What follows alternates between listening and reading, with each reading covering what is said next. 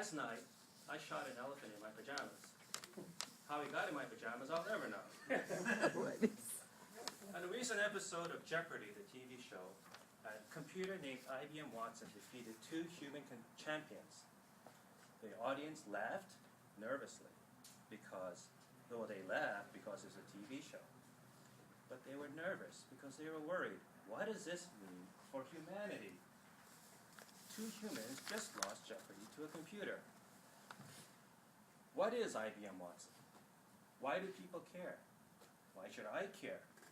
Should I worry? Let's explore this.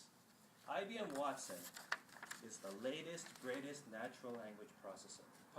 Natural language is the way humans communicate with each other, using language naturally. Parsing is when you break down a sentence into its components, noun, verb, adjective, possessive form, and then in context of a large database of trivia, come up with the most plausible answer. IBM Watson came as close as computers ever had to understanding what a person is saying, so that they can take natural language is so simple for us. A 5-year-old, a 4-year-old can communicate with us. We can play Jeopardy with a 4-year-old, and we will both have a wonderful time. But for a computer to know that I was wearing pajamas when I shot an elephant, and it's not that the elephant was in my pajamas, it's something that they still can't do. And based on some of the curious responses that IBM Watson gave at the time, I think they're still a bit of a ways away. So what is IBM Watson? I would say it's a very good Jeopardy player, and it has a very fast buzzer finger. So, why do people care then? At the end of the show, one of the contestants wrote, "I for one welcome our new computer overlords." He was joking, of course. Later he suggested that IBM's next challenge should be on Dancing with the Stars.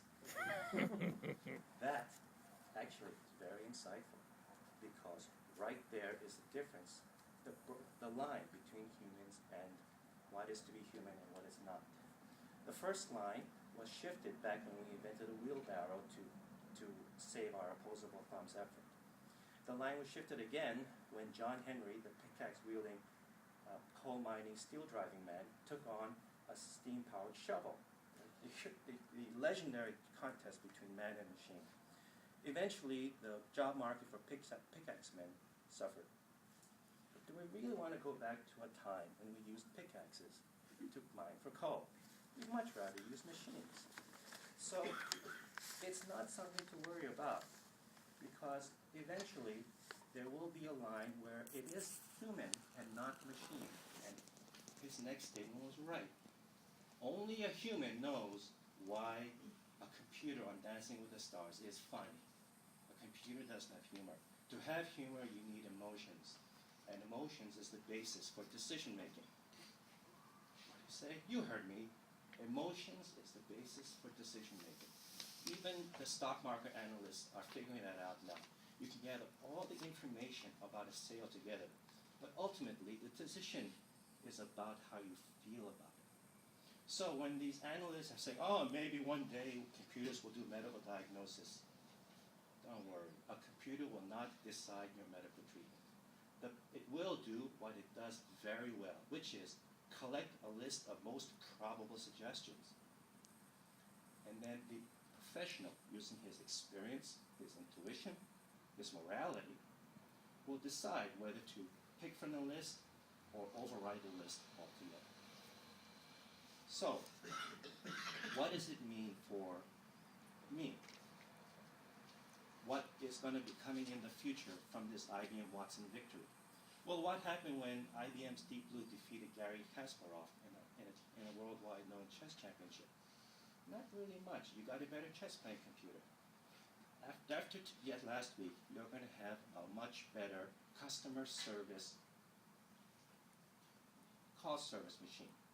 I'm not saying that they'll replace human operators, because you can't. But what they can do is, instead of you dialing in and here, for customer service, press 1, o para español, o primo dos.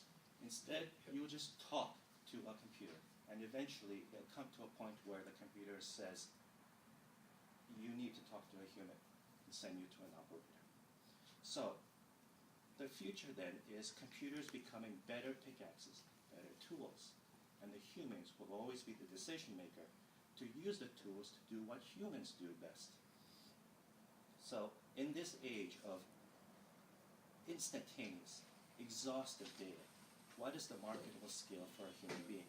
It's his ability to understand, summarize, and then make important decisions. Is there a way to practice this? Oh yes, there is. Next time somebody asks you a question, don't listen half-heartedly and then copy and paste the entire website and send it to them and say, don't be lazy, go read it for yourself. No, you don't be lazy. You stop and listen to that person, figure out what he meant. Then you make sure the answer you have is what he wants. And then you summarize in your own words. Can you do that? Congratulations, you're human. And those days of, what did that customer want? Oh, I don't know, he said something about airports, so I sent him a brochure about Toronto. What? Those days are gone. IBM Watson is taking care of that. Look forward to the days when all of us can be freed from brute force mental regurgitation and focus on what we do best, which is to understand, summarize, and be creative and think outside the box. Fellow human, fellow toastmaster.